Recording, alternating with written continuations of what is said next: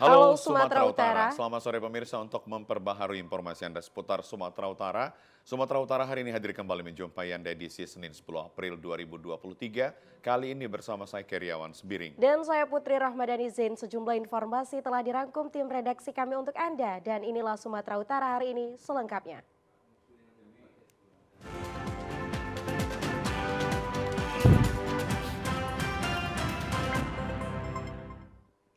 Pemirsa, Polres Langkat berhasil menggagalkan upaya peredaran 5 ton pupuk ilegal yang rencananya akan dijual ke sejumlah petani di Kabupaten Karo.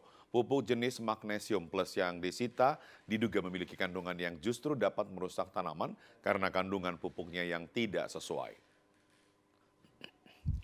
5 ton pupuk magnesium plus yang digagalkan peredarannya disita polisi dari 2 tempat, yakni dari mobil box yang digunakan para pelaku dan dari sebuah gudang penyimpanan pupuk di Kabupaten Langkat.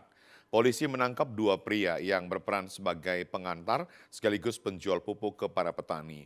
Para pelaku rencananya akan menjual pupuk ilegal ini ke para petani di kawasan Kabupaten Karo. Pupuk yang tidak memiliki izin ini diperkirakan justru dapat merusak tanaman karena kandungan pupuknya yang disinyalir tidak sesuai dengan ketentuan. Harga pupuk yang dijual juga sangat murah, yakni dijual dengan harga kurang dari Rp100.000, sedangkan harga pupuk magnesium plus di pasaran mencapai lebih dari Rp500.000 untuk setiap karung dengan berat 50 kg. Kasat Reskrim Polres Langkat Ibtu Luis Beltran mengatakan dalam kasus ini terdapat 1 pelaku lagi yang masih dalam pengejaran. Pengungkapan kasus ini bermula dari informasi yang diperoleh Polres Langkat perihal upaya pengiriman 30 karung pupuk magnesium plus dengan menggunakan cara yang tidak biasa, yakni menggunakan mobil box. Setelah mobil box ditangkap, petugas kemudian melakukan pengembangan hingga menemukan puluhan karung pupuk lainnya di sebuah gudang penyimpanan dengan berat total keseluruhan pupuk mencapai 5 ton.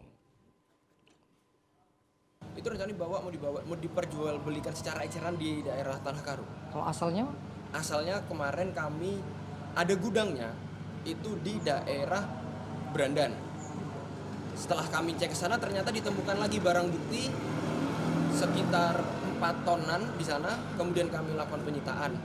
Dari saksi yang di sana kami menyita dari sana, dikatakan barang tersebut diperoleh dari Kota Banda Aceh.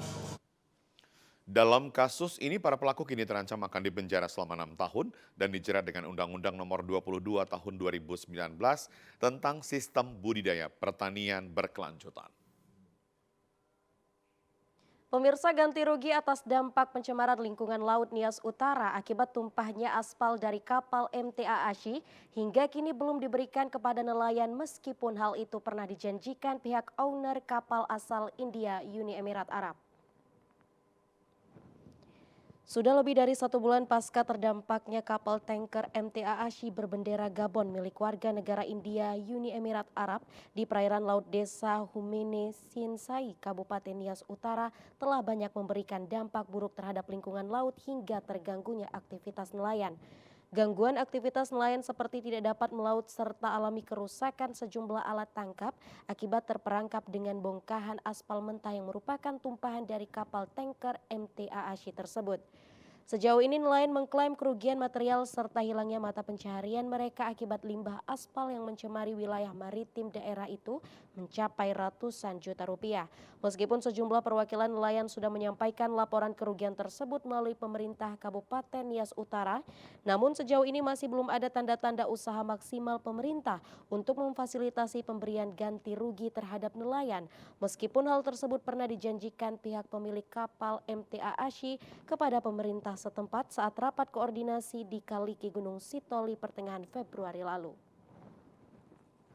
Banyak Pak yang dialami oleh Pak nelayan Pak. Apa saja, Pak? Tangkapan kurang Pak, misalnya kena kayak gini lah Pak, jaring-jaring mau kena aspal dan kekurangan tangkapan dan sebenarnya apa namanya Pak, pendapatan berkurang dong Pak. Sejauh ini pemerintah sudah buat apa Pak kepada para nelayan? Sampai sekarang belum ada apa-apa Pak. Belum ada di itu Bapak, sejak kejadian depan belum ada Pak. Belum ada ya? Belum ada Pak. Penggantian terhadap alat tangkap, Belum ada Pak, belum ada. bantuan-bantuan juga? Belum ada Pak. Belum. Di sana sejak kejadian ini maka para nelayan tidak bisa lagi berlayar murni karena terganggu dengan adanya limbah aspal yang bertumpah di posisi pantai. Kalau diperkirakan Pak, dari 3 desa tersebut ada berapa banyak nelayan yang terdampak? Ini di desa Humene sini aja ada berapa nelayan? Ada 20 kakak di desa sini, 12 kakak, dan di desa Kabalioyo ada 5 kakak. Para nelayan tradisional terancam atas limbah aspal saat ini karena sering menemukan kematian ikan secara tidak wajar di perairan tersebut. Atas kondisi ini sudah seharusnya pemerintah mengambil langkah serius guna menuntaskan permasalahan limbah aspal yang mencemari wilayah maritim Nias Utara, termasuk ganti kerugian bagi nelayan setempat. Sementara itu, pemirsa, ekosistem penyu di wilayah pantai Nias Utara kini terancam rusak apabila masalah pencemaran perairan laut setempat akibat limbah aspal dari kapal PT AAC tidak segera dituntaskan. Komunitas Rumah Penyu Nias mendeteksi adanya potensi kerusakan ekosistem penyu pada sepanjang garis pantai Desa Humene Sihene Asi Nias Utara yang berhadapan dengan Samudra Hindia.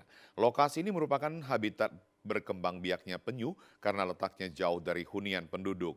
Namun pasca tercemarnya seluruh garis pantai tersebut akibat tumpahan aspal mentah dari kapal PMT AAC milik warga negara India Uni Emirat Arab mengakibatkan terganggunya ekosistem penyu.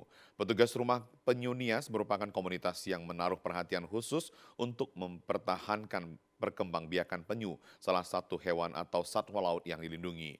Mereka menemukan banyak cangkang penyu di sekitar garis pantai berdekatan dengan lokasi karamnya kapal MT AAC. Sementara diyakini penyu di sekitar itu akan terhambat perkembangannya apabila terperangkap dengan limbah aspal mulai dari kawasan laut maupun saat bertelur di pasir pantai. Komunitas ini kesulitan memindahkan seluruh telur penyu yang telah tertanam di bawah pasir pantai oleh induknya, berhubung lokasi pantai lainnya yang dituju tetap masih tercemari aspal.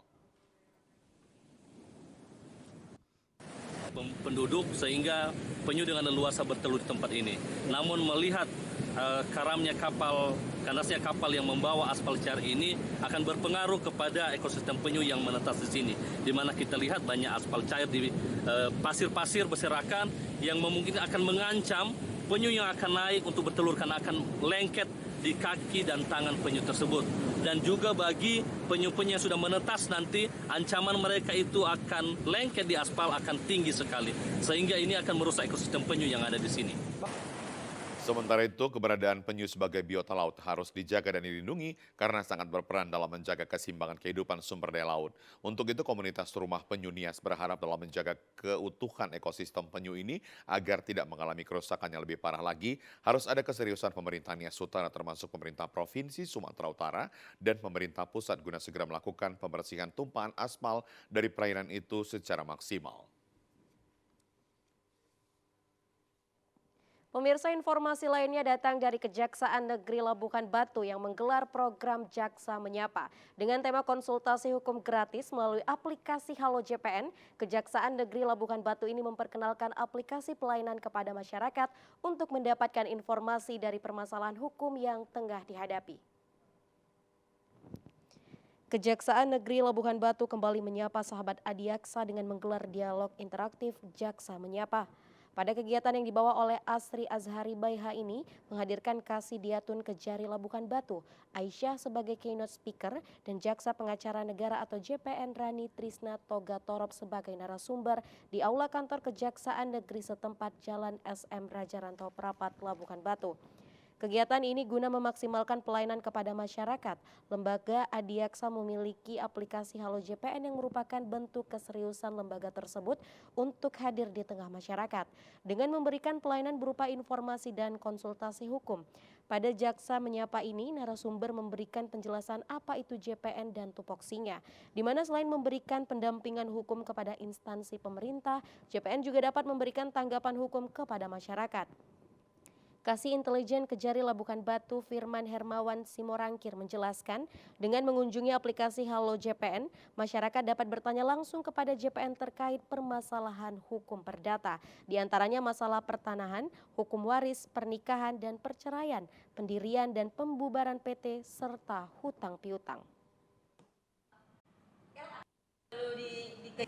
di mana Jasa Penyapa ini program dari Kejaksaan Agung pada bidang intelijen di Kejaksaan Negeri Labuan Batu, penyampaian informasi tentang adanya suatu pelayanan yang dirasa baik oleh masyarakat.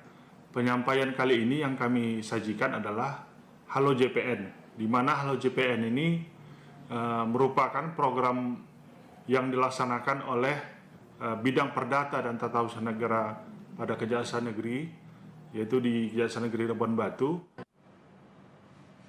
Bagi masyarakat yang ingin konsultasi hukum, selain dapat mengunjungi pelayanan di aplikasi Halo JPN, juga dapat datang langsung ke kantor Kejari Labuhan Batu untuk mendapatkan pelayanan dari bidang perdata dan tata usaha negara tersebut.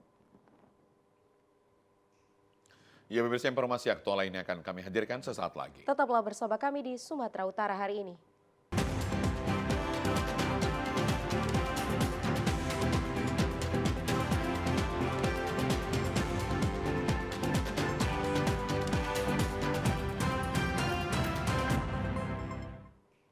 Terima kasih Anda masih bersama kami di Sumatera Utara hari ini. Pemirsa, Perum Bulog Sumatera Utara salurkan cadangan beras pemerintah untuk bantuan pangan tahun 2023 sebanyak 9.260 ton untuk 926.507 keluarga penerima manfaat. Penyaluran bantuan pangan ini dengan durasi 3 bulan yang mana per bulannya 10 kg per kepala keluarga mulai bulan April, Mei, dan Juni dengan pagu untuk Sumatera Utara sekitar 9.260 ton untuk 926.507 keluarga penerima manfaat. Dengan adanya bantuan pangan ini dapat meringankan beban masyarakat, terutama masyarakat kurang sejahtera sekaligus meredam dampak inflasi dan dapat memenuhi kebutuhan masyarakat selama bulan Puasa dan Idul Fitri 1444 Hijriah. Kepala Kantor Wilayah Perum Bulog Sumut Arif Mandu mengatakan stok beras di Bulog terdapat 11.000 ton dan awal bulan Mei nanti akan ada penambahan 29.000 ton. Meski jumlah stok yang tersedia angkanya sedikit berkurang, namun pihak Perum Bulog Sumut memastikan kebutuhan beras Sumatera Utara aman. Ya, stok kita saat ini ada 11.000, kita salurkan kurang lebih 9.000. Ya memang agak kurang stok kita, berkurang. Tapi ini dalam akhir bulan atau awal bulan Mei kita sudah masuk tambahan 29.000 ton lagi. 29.000 ton ini kami persiapkan lagi untuk alokasi kedua dan ketiga. Karena 9.000-an ton per bulan kita butuh 18.000 ton lagi untuk 2 bulan alokasi ke depannya. Jadi saya kira cukup. Ya saya kira ini sekarang selain bantuan pangan, saya kira ini juga khususnya beras ya. Terus Kabupaten Kota juga ada program, Provinsi juga ada program. Belum lagi kita pasar murah bersama Disperindak Provinsi dan juga Disperindak Kabupaten Kota se-Sumatera Utara. Gubernur Sumatera Utara Edi Rahmayadi yang melepas penyaluran cadangan beras pemerintah ke 33 kabupaten kota di Sumatera Utara pagi tadi meminta semua pihak agar dapat menyalurkan bantuan dengan benar dan tepat kepada sasaran penerima. Terkait dengan stok beras di Sumut, Gubsu mengaku hingga Idul Fitri masih dalam keadaan aman. Untuk mengantisipasi terjadinya kenaikan harga jelang Idul Fitri, tentunya pemerintah sudah membentuk tim agar para sepukulan tidak melakukan aksinya sehingga harga dan ketersediaan bahan pokok tetap aman.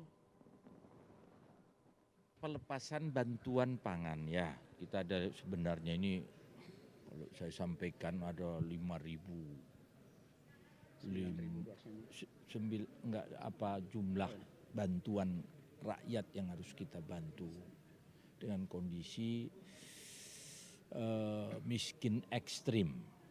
Ini sasarannya ini miskin ekstrim ini. Kalau hitungan miskin tok 9.000 tak cukup itu. Di provinsi juga berbuat. Ya, ini kan nasional nih. Provinsi juga berbuat. Mudah-mudahan ini sebuah kerjasama membantu rakyat kita yang memerlukan.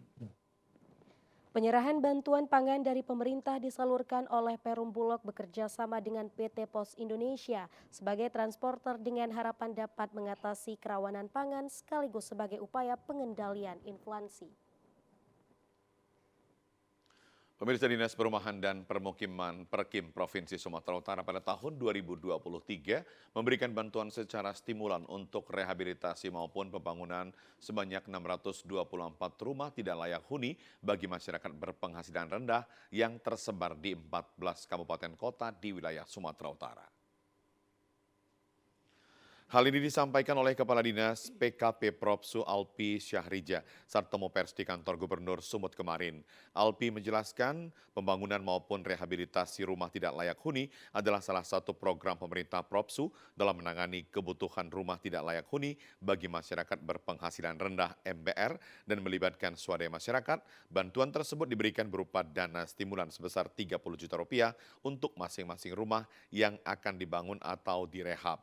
Kegiatan ini merupakan upaya peningkatan kualitas hunian masyarakat melalui pemberian bahan bangunan sebagai stimulan kepada penerima manfaat. Pemberian bahan bangunan disertai dengan pendampingan ini diharapkan membangkitkan motivasi dan prakarsa rumah tangga dalam meningkatkan fisik rumah.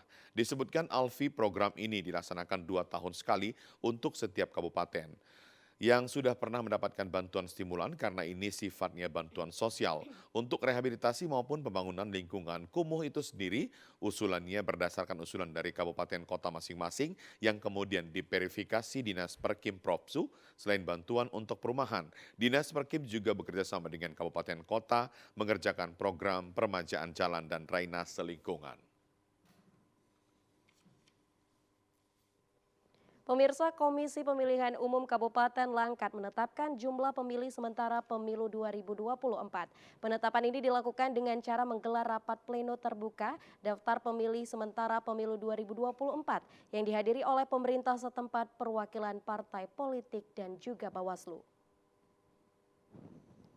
Dalam kesempatan tersebut, KPU Langkat menetapkan jumlah pemilih sementara pemilu 2024 tingkat Kabupaten Langkat yang berjumlah 795.323 orang pemilih yang terdiri atas 398.112 orang pemilih laki-laki dan 397.211 pemilih perempuan yang tersebar di 23 kecamatan dan 277 kelurahan dan desa dan 3.121 TPS.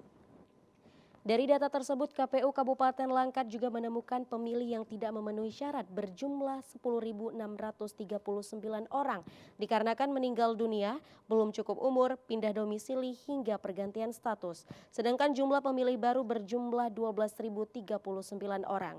Ketua KPU Langkat Sofyan Sitepu menyatakan data daftar pemilih sementara tersebut ditetapkan setelah dilakukan proses pemutakhiran data pemilih oleh petugas Pantarlih secara langsung ke rumah warga. Masukan data dari pemerintah Kabupaten Langkat dan jajaran serta partai politik dan juga Bawaslu. Pemirsa, informasi aktual lainnya akan kami hadirkan sesaat lagi. Tetaplah bersama kami.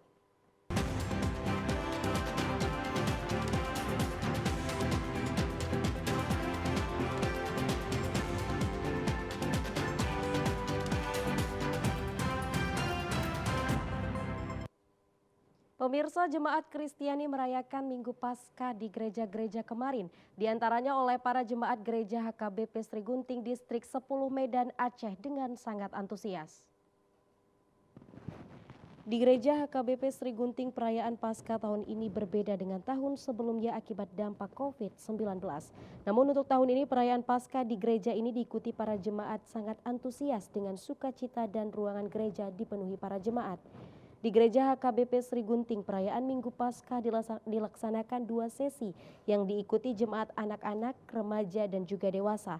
Perayaan Minggu Paskah ini adalah ibadah sesi kedua yang dimulai pukul 11 waktu Indonesia Barat, berlangsung penuh sukacita yang diisi dengan nyanyian, pujian, dan juga responsoria. Penampilan koor juga dilakukan oleh jemaat ibu-ibu dan jemaat bapak-bapak termasuk jemaat remaja yang sedang mengikuti naik CD. Sementara khotbah disampaikan oleh Pendeta Resort Sri Gunting, Pendeta Darwin Sihombing STH. Pendeta Darwin Sihombing STH mengharapkan agar jemaat harus tetap setia kepada Tuhan termasuk remaja untuk menjauhi tindakan yang dilarang oleh Tuhan. Dikatakan momentum Paskah diharapkan membawa kedamaian dan pembaharuan diri oleh jemaat. Setiap orang yang sudah mengaku percaya kepada Kristus itu, dia akan hidup di bumi ini tetapi melakoni apa yang dikehendaki oleh Allah. Itu sebabnya dikatakan, carilah perkara-perkara yang di atas, perhatikan perkara yang di atas. Jadi harus ada nilai lebih dari orang yang percaya kepada Kristus, menjadi berkat bagi sesama dan bagi dunia ini. Sebagaimana Kristus harus berkorban untuk itu, ya orang Kristen juga harus dituntun Tuhan sehingga seluruh hidupnya menjadi pengorbanan bagi dunia ini. Pada perayaan Minggu Paskah ini juga dilakukan acara naik sidi bagi 39 jemaat remaja yang telah selama 1 tahun mengikuti belajar sidi di gereja ini. Sebanyak 10 remaja yang naik sidi diberi hadiah dari gereja karena meraih prestasi terbaik selama belajar sidi dan nilai yang terbaik ketika dilakukan ujian. Sementara itu perayaan Minggu Paskah ini juga diisi dengan acara perjamuan khusus yang diikuti oleh jemaat remaja yang naik sidi dan orang tua dari remaja yang naik sidi. Jemaat Gereja HKBP Sri Gunting bersyukur karena pandemi telah jauh melandai sehingga seluruh kegiatan gereja berlangsung dengan baik sesuai program pendeta dan juga majelis serta jemaat. Gereja HKBP Sri Gunting, perkembangan jemaatnya sudah semakin pesat, berkembang. Hal itu dapat dilihat daripada semua jemaat gereja yang untuk menghadiri untuk acara Paskah pertama pada saat ini juga, hari ini juga, semua jemaat hadir dan merasa senang dan bergembira untuk merayakan Paskah pertama ini. Pemirsa, umat Katolik Gereja Katedral melaksanakan ibadah Paskah penuh gembira setelah beberapa tahun terakhir terhalang oleh pandemi COVID-19. Meski demikian, pihak gereja masih membatasi jumlah umat yang berada di dalam gereja. Puncak perayaan dalam rangkaian ibadah Paskah dilaksanakan pada hari Minggu Paskah, di mana para umat Katolik merayakannya dengan penuh sukacita. Untuk di Gereja Katedral yang berada di Jalan Pemuda Kecamatan Medan Maimun, jadwal misa dilakukan sebanyak 4 kali. Jadwal pertama dimulai pada pukul 8, kemudian pukul 10, lalu pukul 3 sore, dan terakhir pukul 5 sore. Peristiwa Paskah merupakan sengsara wafat hingga kebangkitan Yesus untuk menghapus dosa manusia. Dalam Minggu Paskah ini merupakan peringatan atas kebangkitannya, bentuk dari kemenangan Kristus atas kuasa maut. Kebangkitannya merupakan wujud keselamatan bagi manusia. Pelaksana 1 Dewan Paroki Katedral, Adiarto Huta Soid, mengatakan umat penuh gembira dalam perayaan Minggu Paskah sebab PPKM yang sudah dihapus oleh pemerintah. Umat dapat kembali berkumpul bersama-sama merayakan Hari Raya Paskah. Meski tidak lagi pandemi, pihak gereja dalam melaksanakan masih membatasi jumlah umat yang berada di dalam gedung dan menyediakan tenda di halaman gereja. Paskah di tahun ini umat merasa sangat gembira ya, apalagi PPKM sudah dibuka, yang mana kegembiraan umat itu bisa berkumpul bersama untuk merayakan Trihari Suci, dan pada hari ini adalah puncak dari Trihari Suci.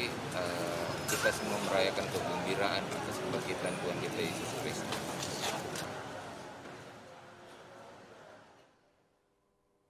Pemuda-pemudi gereja di Gunung Sitoli mengikuti gerak jalan sehat dalam rangka memeriahkan Hari Besar Keagamaan Paskah atau kebangkitan Tuhan Yesus Kristus dari antara orang mati.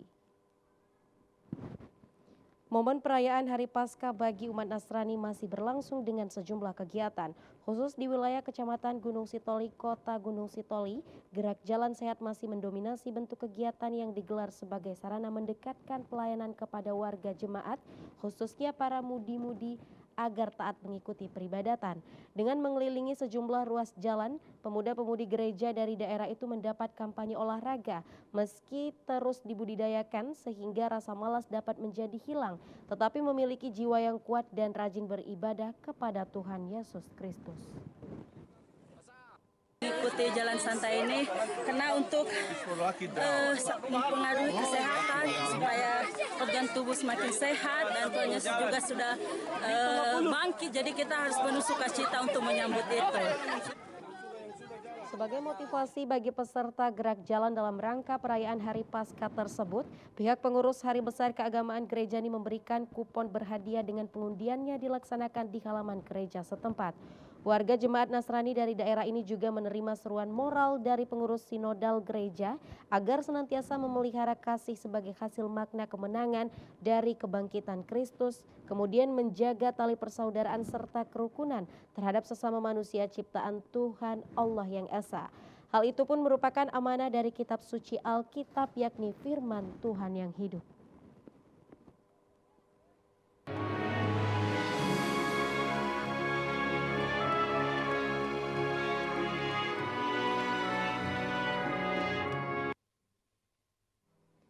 Pemirsa, guna meringankan beban masyarakat dalam memenuhi kebutuhan sehari-hari selama bulan Ramadan, Perguruan Al-Azhar Medan membagikan bantuan sosial berupa sembako kepada masyarakat di Kelurahan Kuala Bekala, Kecamatan Medan Johor.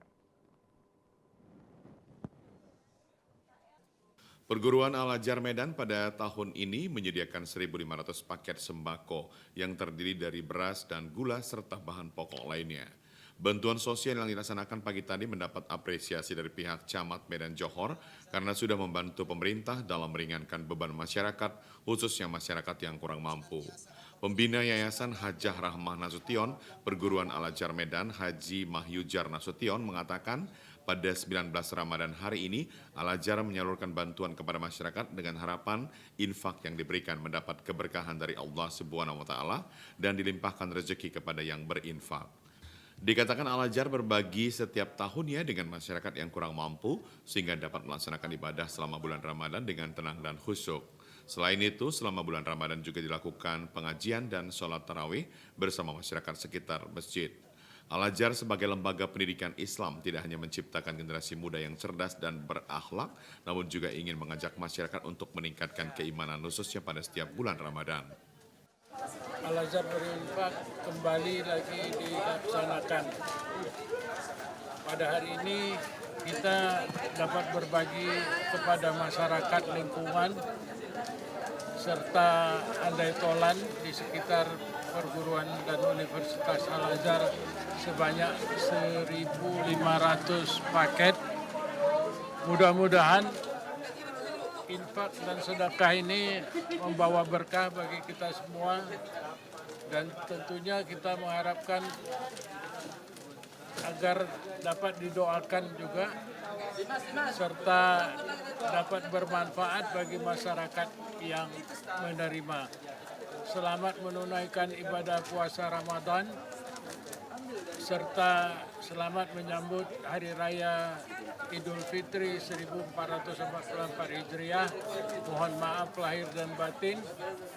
Semoga kita senantiasa dalam lindungan Allah Subhanahu wa Ta'ala. Amin ya rabbal alamin. Ketua Lembaga Pengembangan Ilmu Agama Islam Perguruan Al-Azhar Medan, Haji Syamsuddin Nasution MA, mengaku bersyukur karena dapat berbagi dengan warga yang berada di sekitar Perguruan Al-Azhar Medan. Diharapkan melalui Al-Azhar berbagi mampu meringankan beban warga dalam memenuhi kebutuhan pokok selama bulan Ramadan. Kita akan melaksanakan pembagian berupa sembako, yaitu kepada orang-orang yang berhak untuk menerimanya dalam rangka untuk mengisi kegiatan Al-Azhar berbagi. Yang berbagi di bulan Ramadan ini adalah orang-orang yang mampu, dan sudah jelas sasarannya adalah orang-orang yang tidak mampu. Kiranya yang kita berikan ini dapat membantu dan meringankan beban yang dialami oleh saudara-saudara kita, sehingga mereka di bulan Ramadan ini dan juga di bulan Syawal nanti dapat bergembira. Pembagian bantuan ini melibatkan siswa mulai dari tingkat SD hingga SMA.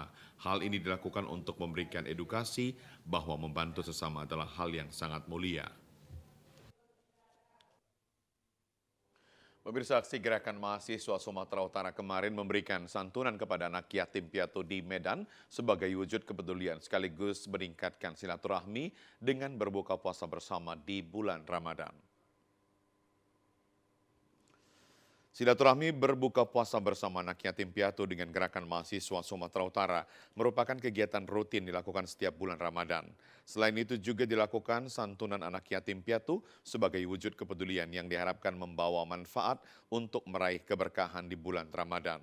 Ketua Gerakan Mahasiswa Sumatera Utara Putra Budi Utama Simatupang mengatakan aksi peduli merupakan salah satu kegiatan program kerja guna meningkatkan silaturahmi yang diharapkan diberi kemudahan rezeki dan kesehatan. Sementara itu Ketua MPP Gerakan Mahasiswa Sumatera Utara Malik Asali Harahap mengatakan sebagai generasi penerus bangsa, mahasiswa dituntut tidak hanya aktif dalam berorganisasi namun juga dapat meningkatkan kualitas pendidikan selama belajar di bangku perkuliahan.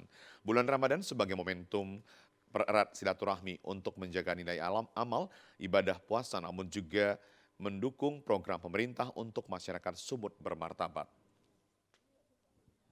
Sumatera Utara ini adalah punya sumber daya alam yang luar biasa, punya alam potensi yang bagus, tentu harus dikelola dengan baik.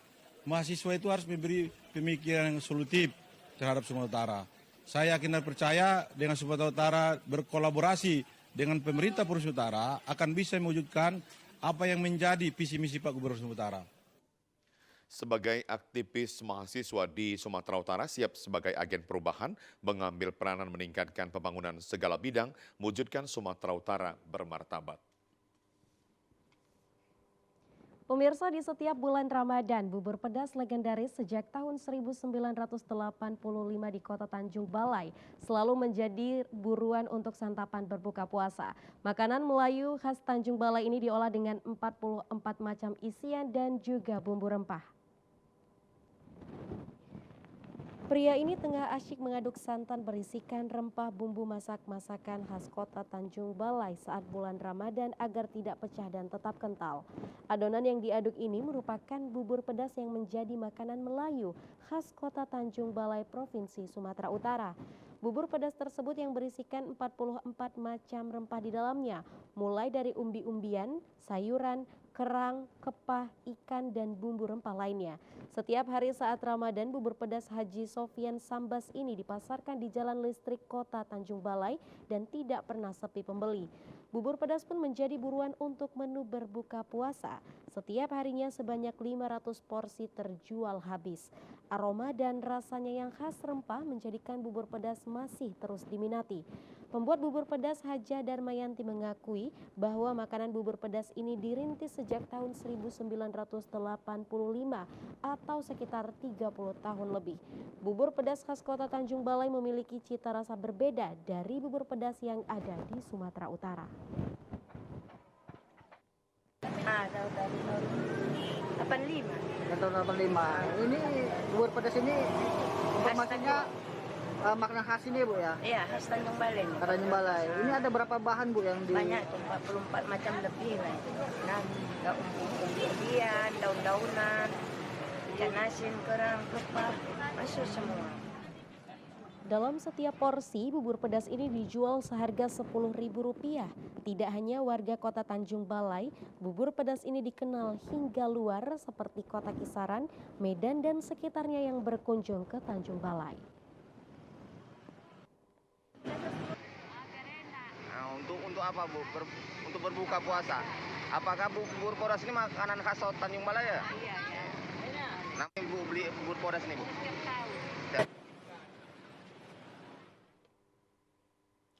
Pemirsa, memasuki 2 minggu puasa Ramadan, permintaan kolang-kaling mulai mengalami peningkatan drastis. Meningkatnya permintaan kolang-kaling ini terlihat dari tingginya jumlah permintaan para agen kolang-kaling kepada para pengepul kolang-kaling yang ada di Kabupaten Simalungun sejak beberapa hari terakhir. Selain dari meningkatnya permintaan, harga kolang-kaling juga mengalami kenaikan hingga mencapai 100% dari harga yang biasanya Rp6.000 per kilogramnya naik menjadi Rp12.000 per kilogramnya. Hal ini membuat para pengrajin kolang-kaling semakin antusias untuk memenuhi permintaan para pengepul kolang-kaling yang setiap harinya semakin banyak melakukan pemesanan, baik untuk memenuhi permintaan yang berasal dari Kota Pematang Siantar maupun dari luar kota bahkan dari luar provinsi seperti Pulau Jawa. Salah seorang pengepul kolang Kolang-Kaling, Jukli Sinaga mengatakan, biasanya setiap bulan dirinya hanya memesan sebanyak 1 sampai 4 ton kolang-kaling dari para pengrajin. Namun memasuki bulan puasa dan lebaran, tahun ini naik menjadi 8 hingga 16 ton setiap harinya. Hal ini dilakukan untuk memenuhi permintaan para pedagang kolang-kaling yang ada di Pulau Jawa, khususnya Kota Semarang. 8 ton lah satu mobil, jadi bisa 16 ton sampai 20 ton lah. Tergantung situasi lapangan juga. Kita ngelapor ke sana ke bos di sana. Gimana? Karena sekarang ini emang udah banyak laris, banyak yang terminat kolang-kaling ini. Sementara untuk memenuhi permintaan pengepul, para pengrajin kolang-kaling ini terpaksa harus mencari kolang-kaling dari desa dan kecamatan lain, namun masih tetap berada di wilayah Kabupaten Simalungun. Ya pemirsa, sejumlah informasi lainnya akan kami hadirkan usai jeda pariwara berikut ini. Tetaplah bersama kami di Sumatera Utara hari ini.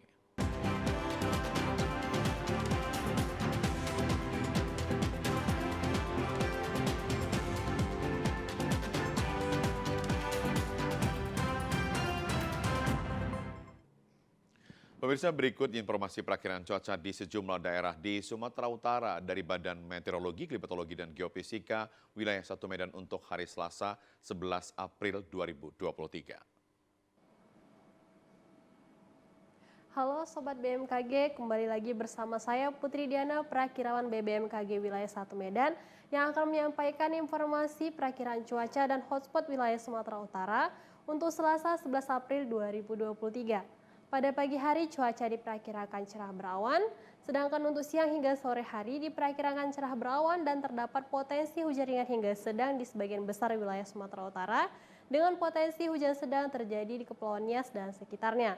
Untuk malam hari cuaca diperkirakan berawan dan berpeluang hujan ringan hingga lebat di sebagian besar wilayah Sumatera Utara, di mana potensi hujan lebat terjadi di wilayah Mandailing, Natal, dan sekitarnya. Dan untuk dini hari cuaca diperkirakan berawan dan berpeluang hujan ringan di Kepulauan Nias. Suhu udara berkisar 16 hingga 33 derajat Celcius dengan kelembapan udara berkisar 60 hingga 98%. Angin bertiup dari arah barat laut hingga timur laut dengan kecepatan 10 hingga 30 km per jam. Titik panas atau hotspot di wilayah Sumatera Utara pertanggal 10 April 2023 tidak ada.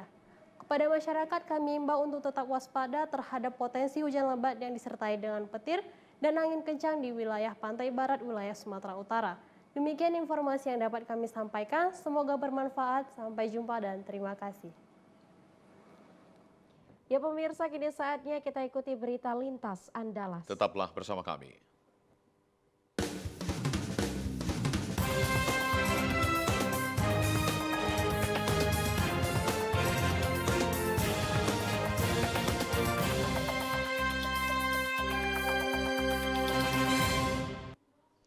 Pemirsa, para pejabat publik Kota Bengkulu melakukan sidak ke Pasar Panorama untuk memantau harga dan ketersediaan pangan selama Ramadan dan menjelang Hari Raya Idul Fitri 1444 Hijriah. Usai mengecek gereja di Kota Bengkulu, sejumlah pejabat publik Kota Bengkulu belusukan ke Pasar Panorama untuk memantau dan memastikan ketersediaan sembako terkendali. Wakil Wali Kota Bengkulu mengatakan, dari hasil belusukan yang dilakukan, tidak ditemukan kenaikan harga pangan yang cukup drastis. Bahkan harga sejumlah komoditas mengalami penurunan, seperti cabai, bawang merah, dan juga telur. Dari hasil temuan tersebut menandakan Kota Bengkulu mampu menekan angka inflasi, berkat kerjasama dan kerja keras tim Satgas Pangan dan Pemkot Bengkulu. Alhamdulillah, untuk cabai tadi yang rata-rata 30.000 turun 28. Kemudian bawang merah itu juga turun, telur juga turun, tapi ada sedikit kenaikan untuk minyak. Ini masih stabil. Ini menandakan intervensi pemerintah untuk menurunkan harga itu benar-benar jalan. Ini tidak terlepas dari Satgas Pangan, yang anggotanya Polri dan juga Pemda Kota. Ditambahkan Wawali, Pemkot terus melakukan pemantauan harga pangan di pasar.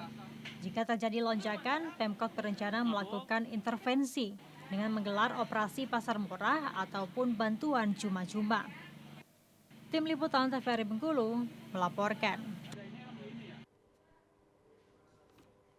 Pemirsa, keluarga Budayana Indonesia Kabupaten Bengkulu Utara berbagi takjil gratis kepada pengguna jalan yang melintas di sekitaran Pasar Purwodadi, Arga Makmur.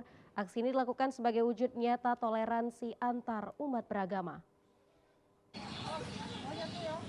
Berlokasi di Simpang 3 Pasar Purwodadi, Kecamatan Arga Makmur, Bengkulu Utara, keluarga Budayana Indonesia Bengkulu Utara berbagi ratusan paket takjil gratis kepada pengguna jalan. Hal ini dilakukan sebagai salah satu wujud sikap toleransi antar umat beragama. Selain itu, berbagi takjil gratis ini juga bertujuan untuk berbagi kebahagiaan kepada umat Islam yang tengah menjalankan ibadah puasa. Ketua Majelis Budayana Indonesia MBI Bengkulu Utara Swandiati mengatakan, kegiatan ini memang menjadi agenda tahunan, di mana pihaknya menyediakan 250 paket takjil. Bagi takjil untuk umat yang menjalankan ibadah puasa. Kemarin kami 200 kotak, sekarang kami bertambah 250 yang akan kami bagikan. Ya, kita kan dari masyarakat yang berbeda keyakinan. Ya. Kenapa tuh ingin membagi-bagi takjil dengan toleransi? Ya. Ya tentunya kalau kita berbagi itu kan lumrah untuk semua agama pasti mengajarkan berbagi. Kita di khususnya umat Buddha ini ya kata orang terkenal dengan berdananya. Maka di hari yang baik ini kita menyisihkan sedikit dana kita bagikan kepada umat muslim yang berpuasa. Itu aja sih Pak. Sikap saling menghormati dan berbagi kebahagiaan antar umat beragama seperti ini diharapkan dapat terus dilakukan di Bengkulu Utara. Karena dengan begitu akan menciptakan suasana damai dan tentram oleh masing-masing pemeluk agama dan kepercayaan, terutama saat pelaksanaan ibadah masing-masing bagi masing-masing agama. Dari Bengkulu Utara, Aisyah Dini melaporkan. Masih dari Bengkulu, pemirsa, sebanyak 100 orang pemerlu pelayanan kesejahteraan sosial atau PPKS di Kabupaten Rejang Lebong menerima bantuan atensi dari Kementerian Sosial Republik Indonesia. Rinciannya 50 orang penyandang disabilitas, 30 orang lanjut usia, 10 orang anak, dan 10 orang kelompok rentan. Bantuan yang diberikan kepada 100 PPKS tersebut berupa paket sembako, paket nutrisi dan perawatan diri, serta 5 unit kursi roda biasa dan 3 unit kursi roda adaptif. Bantuan dengan total anggaran sebesar 146,3 juta rupiah tersebut disalurkan melalui Sentra Dharmaguna Bengkulu selaku perpanjangan tangan Dirjen Rehabilitasi Sosial Kemensos. Kita berharap bantuan atensi ini bisa membantu masyarakat ya yang memang belum beruntung, yang benar-benar membutuhkan.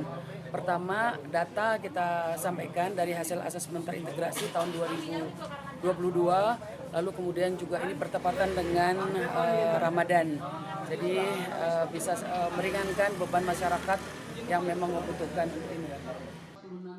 Sementara Bupati Rejang Lebong Samsul Effendi mengatakan bantuan diberikan Kemensos tentu akan bermanfaat bagi penerima, terutama dalam hal pemenuhan kebutuhan selama Ramadan dan menjelang Hari Raya Idul Fitri. Nah, jadi saya selaku pemerintah dan sekaligus juga sebagai masyarakat Rejang Lebong menyampaikan terima kasih pertama kepada pihak sosial Indonesia melalui Balai Kebutuhan Bengkulu, kemudian terima kasih dan hormat kami juga kepada Pak Haji Soleh yang telah memperjuangkan artinya apa yang menjadi kebutuhan ataupun yang diharapkan oleh masyarakat kita.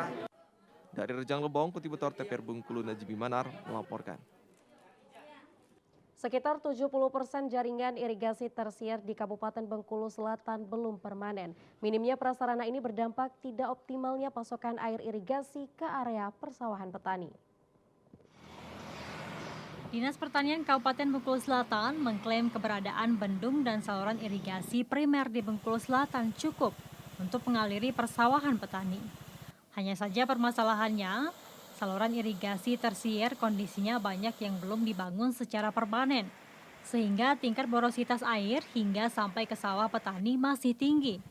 Minimnya sarana dan prasarana irigasi tersebut membuat air tidak dapat didistribusikan dengan baik ke area persawahan. Di samping itu, berkurangnya debit air juga ikut menambah permasalahan distribusi air ke irigasi sawah petani. Sawah itu saluran-saluran tersier itu banyak sekali salurannya, hanya sebatas sementara ini kita Dinas Pertanian baru bisa memprioritaskan yang mana urgensinya saja yang baru kita lakukan pembangunan secara permanen. Artinya di lahan-lahan hamparan persawahan itu kalau dipersentasekan itu tersiernya yang sudah permanen itu belum menyampai 30% kondisi sekarang. Lantaran keterbatasan anggaran, menurut Edi Siwanto, pemerintah daerah belum bisa melakukan pembangunan seluruh saluran tersier secara permanen. Sementara untuk saluran primer, beberapa tahun terakhir, Bengkulu Selatan selalu mendapat pekerjaan pembangunan dan rehab dari Balai Kementerian PUPR dan pemerintah provinsi. Sehingga kondisi saluran irigasi primer saat ini kondisinya cukup baik. Dari Bengkulu Selatan, Tim Liputan TVRI Bengkulu melaporkan. Pemirsa, informasi lintasan Lestari mengakhiri Sumatera Utara hari ini. Mewakili seluruh kerabat kerja yang bertugas, saya Karyawan Sembiring. Dan saya Putri Rahmadani Zen, terima kasih atas perhatian Anda. Selamat sore dan sampai jumpa.